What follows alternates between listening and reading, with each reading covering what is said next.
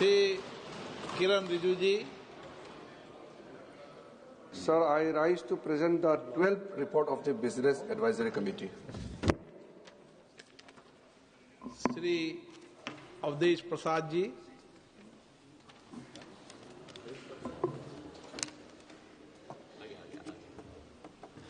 माननीय अध्यक्ष जी, हम आपके बहुत आभारी हैं कि आज एक ऐतिहासिक विषय जिसमें आदरणीय सदन में हमारे नेता माननीय अखिलेश यादव जी देश के भविष्य और कांग्रेस के नेता आदरणीय गौरव जी प्रियंका गांधी जी ने अपने विचार रखे हैं।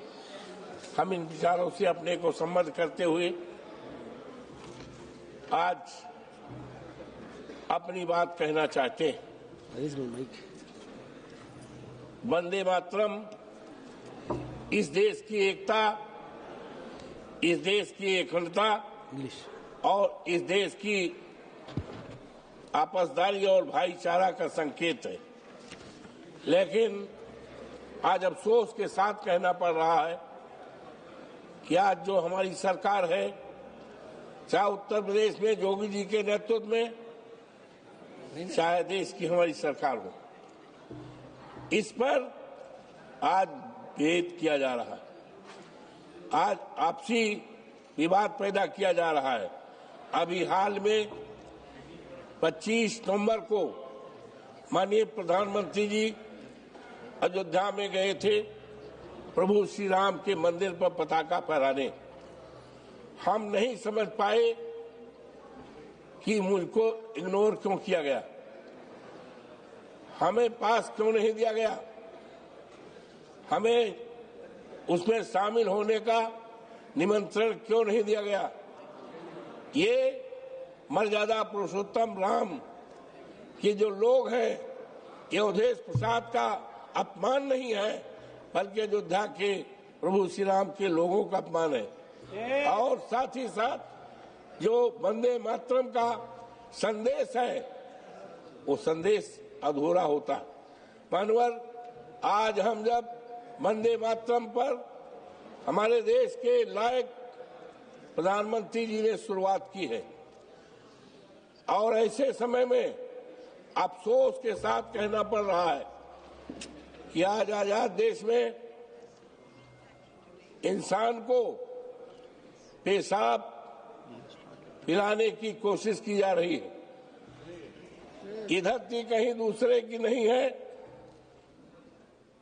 ये लखनऊ स्थित काकोरी कांड जो शहीदों की धरती है, काकोरी में रामपाल पासी जो 70 साल के थे, बीमार रहते थे, मंदिर के किनारे एक चबूतरा था, मंदिर दूर था, बीमारी के कारण उनको पेशाब हो गया और बीजेपी आरएसएस के लोगों ने उनको बेइज्जत करके पेशाब पिलाने का काम किया।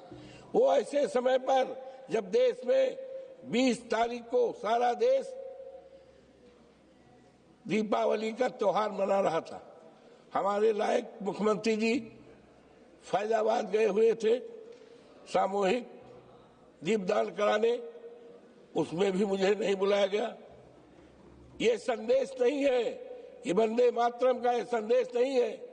और इस देश ने मानवर अमृत महोत्सव मनाया है, लेकिन अमृत महोत्सव में जिनका देश की आजादी में बहादुरी भरा योगदान रहा है, वीरांगना उदा देवी पासी, जिन्होंने लखनऊ स्थित सिकंदराबाद चौराहे पर 36 अंग्रेजों को मार गिराया था और शहीद हुई थी, लेकिन उनका कहीं कोई नामो निशान नहीं है। ये हमारा वंदे मातरम पर जो संदेश है, वंदे मातरम की जो इच्छा है, आकांक्षा है, इस सरकार का उसके उल्टे विपरीत आचरण आज होना चाहिए था। जब वंदे मातरम पर इतना 10 दिन का मैं तो चाहता था कि एक विशेष सत्र बुलाया जाता और विशेष सत्र पर वंदे मातरम पर चर्चा भी होती और वंदे मातरम की इच्छा है, आकांक्षा है, वंदे मातरम जिस तरह का हिंदुस्तान चाहता है, जिस तरह का समाज चाहता है, उसके लिए हम खड़े उतरे कि नहीं। मानवर, ये देश किसी एक जात का नहीं है, ये देश किसी एक धर्म का नहीं है। आप हमारे जनपद फैजाबाद, जिसका नाम अयोध्या हो गया है, वहां पर अशफाकुल्ला 27 साल की उम्र थी, उनको फांसी के फंदा पे लटकाया गया। जब उनकी मां उनसे मिलने आई, आप किससे मिलना चाहती हो, तो उन्होंने कहा हम भारत माता से मिलना चाहते हो।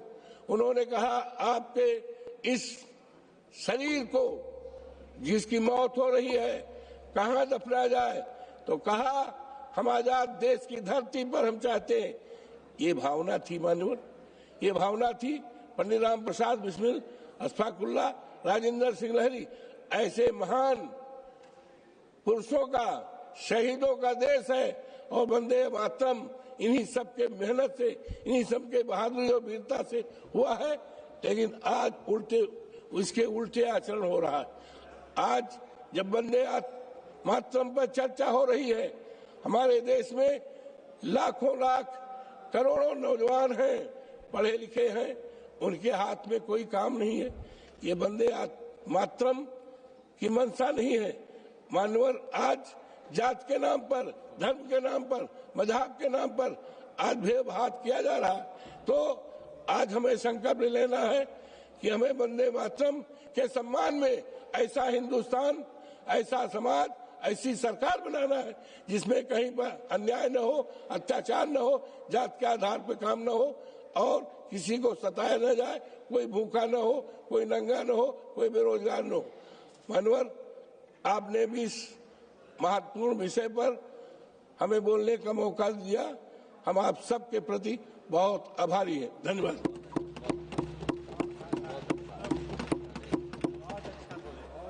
पवित्रा।